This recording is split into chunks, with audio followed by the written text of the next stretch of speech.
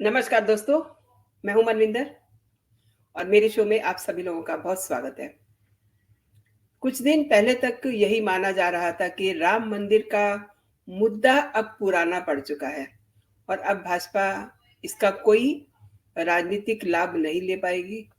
लेकिन ये राम मंदिर पुराने कैसे पड़ सकते हैं और राम कैसे पुराने पड़ सकते हैं? उनके साथ जुड़ी श्रद्धा क्या कभी पुरानी पड़ सकती है? बिल्कुल नहीं। मैं तो इसको मानती नहीं। श्रद्धा कभी पुरानी नहीं पड़ सकती और राम राम तो कभी पुराने हो ही नहीं सकते। जो ऐसा सोचते हैं वो अपना बचकाना तर्क दे रहे हैं कि हिंदू और राम मंदिर के मुद्दे के कारण जिन मतदाताओं को प्रभावित होना था वो पहले ही हो चुके। अब भाजपा को वोट कर रहे हैं। ऐसे में संभावना ये थी कि राम मंदिर के नाम पर भाजपा से नए मतदाता नहीं जुड़ेंगे, यानी कि राम मंदिर का मोदी सरकार को, भाजपा को कोई फायदा नहीं मिलने वाला। लेकिन ऐसे तर्क देने वाले ये भूल गए कि हर साल करोड़ों की संख्या में वोटर बढ़ते हैं और पहली बार यो वोट देने जा रहे हैं। उन मतदाताओं में राम मंदिर मुद्दे का काफी अट्रैक्शन बना हुआ है। वो आकर्षित हैं राम के प्रति। उनकी श्रद्धा जो है वो दिखाई दी शनिवार को नरेंद्र मोदी के अयोध्या में जो रोड शो हुआ उसके दौरान। पहली बार वोट करने वाले जो यूथ है ना, उनकी बहुत बड़ी संख्या है। और आप ये समझ लीजिए कि 2019 के लोकसभा चुनाव में पहली बार वोट करने वाले युवाओं की संख्या लगभग 8 करोड़ थी और इस बार ये आंकड़ा हैरान करने वाला है। यानी कि आप ये मान के चलिए कि 15 करोड़ से ऊपर ये संख्या हो सकती है। अयोध्या में राम मंदिर के उद्घाटन कार्यक्रम को भव्य बनाने के लिए आरएसएस, बीजेपी, विश्व हिंदू परिषद ने अपनी पूरी ताकत झोंक दी और झोंकनी भी चाहिए, क्योंकि सवाल राम का है, सवाल राम के मंदिर का है।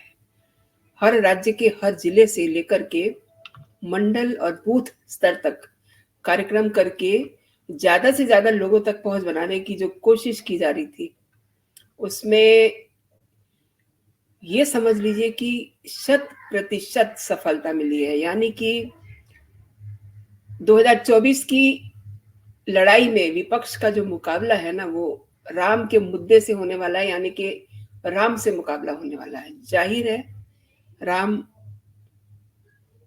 उन्हीं की जीत करेंगे जो राम के साथ होंगे। और अब एक बात और समझ लीजिए कि जो राम में श्रद्धा रखते हैं वो राम के साथ खड़े हैं, मोदी के साथ खड़े हैं। अच्छा, राम सभी के हैं। मैं ये नहीं कहती कि राम केवल कुछ ही लोगों के हैं या केवल मेरे हैं या केवल आप ही के हैं। राम तो सबके हैं। लेकिन जिस तरीके से राम के नाम पे विपक्ष नफरत फैला रहा है, नफरत की राजनीति कर रहा है, वो तो सबको अब दिख रहा है। हर लोकसभा क्षेत्र में फैले इस विशाल मतदाता समूह पर प्रधानमंत्री नरेंद्र मोदी, यूपी के मुख्यमंत्री योगी आदित्यनाथ राम मंदिर, हिंदुत्व और राष्ट्रवाद के मुद्दे का व्यापक प्रभाव है, असर है। उनमें एक अट्रैक्शन है राम के प्रति और इसका एक बड़ा समूह भाजपा को वोट कर सकता है। और यदि ऐसा हो गया तो मोदी को केंद्र में हैट्रिक लगाने से कोई नहीं रोक सकता।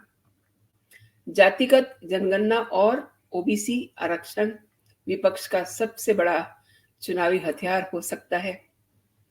भाजपा ने इस मुद्दे को बेअसर करने के लिए पहले ही एक योजना तैयार कर ली थी।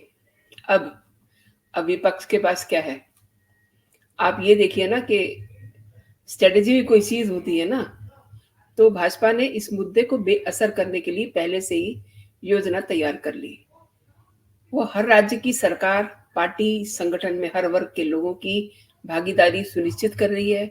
हर हाल में बनी राजस्थान की, हाल ही में जो राजस्थान, मध्य प्रदेश और छत्तीसगढ़ की जो सरकारें बनी है, उसमें ओबीसी, दलित, आदिवासी, ब्राह्मण, यादव सभी को जो एक सोशल मैनेजमेंट था उसको ध्यान में रख करके उनकी भागीदारी सुनिश्चित की गई है।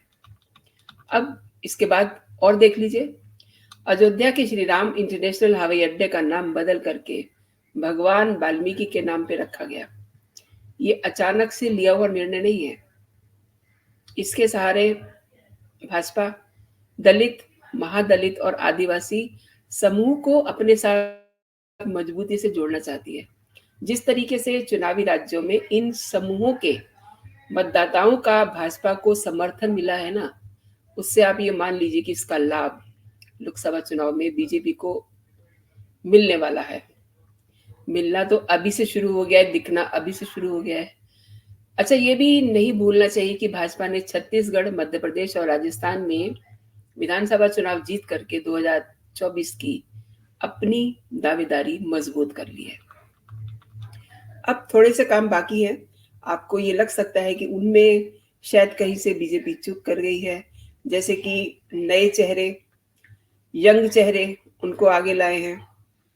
शिवराज सिंह चौहान, वसुंधरा राजे सिंधिया, बीएस येदियुरप्पा जैसे नेताओं की भूमिका आप समझ रहे होंगे कि कमजोर है, लेकिन ऐसा कुछ नहीं है। उनको और महत्वपूर्ण प्रोफाइल दिए जाने की स्कीमें तैयार हैं।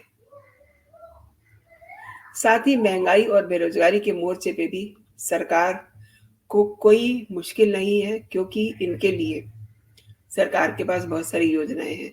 अब आप ये देखिए, जिस तरीके से अयोध्या नगरी को जिस तरीके से एक नया रूप दिया गया है, तो ये आप ये मान के चलिए कि अब वहां पे रोजगार ही रोजगार है। आज की तारीख में अगर हम ये मान लें कि जो पूरे शहर के होटल्स, पूरे शहर के सराय, पूरे शहर के जो रहने के ठिकाने होते हैं यात्रियों के, वो सब फुल हैं, तो क्या आने वाले समय में ये कम हो जाएंगे? बिल्कुल नहीं। क्योंकि मोदी ने जिस तरीके से अंतर्राष्ट्रीय एयरपोर्ट का राष्ट्र को अर्पण किया है, आप ये मान के चलिए कि सीधे विदेशों से लोग अयोध्या आएंगे। अब अगर विदेशों से भी लोग आते हैं, देश से भी लोग आते हैं, तो ये कोई 1 दिन, 2 दिन, 2 महीने, 2 साल की बात नहीं है। वहाँ ये निरंतरता बनी रहेगी, और ये निरंतरता जो है, ये बेरोजगारी को भी कहीं न कहीं कम करेगी। हालाँकि ये उस सर्कल में ही रहेगी, लेकिन आप ये मान के चलिए कि जहाँ भी विकास होगा, वहाँ बेरोजगारी कम होगी। तो जो लोग ये कह रहे हैं ना कि सरकार ये, सरकार वो, तो ऐसा कुछ नहीं है। जो एक हैट्रिक लगनी है पीएम मोदी की, वो तो मान के चलिए कि बहुत ही कंफर्टेबली, उसमें कुछ भी करने की ज़रूरत नहीं है। वो बड़े आराम से हैट्रिक उनकी लगेगी, क्योंकि जिनके साथ राम हैं, उनके साथ राम के भक्त भी हैं। तो फिर चिंता की क्या बात है? दोस्तों, अभी के लिए इतना ही। आपको मेरा वीडियो कैसा लगा मैं ज़रूर जानना चाहूँगी। अगर आपको ये पसंद आया तो आप इसे लाइक ज़रूर कीजिए, लाइक का बटन दबाइए। और मेरे कंटेंट अगर आपको पसंद आ रहे हैं, तो आप मेरे कंटेंट को जल्दी प्राप्त करने के लिए मेरे चैनल को आप सब्सक्राइब कर लीजिए। अभी के लिए इतना ही दोस्तों। आप अपना और अपनों का ख्याल रखिए, खुश रहिए, स्वस्थ रहिए। जय हिंद, जय भारत।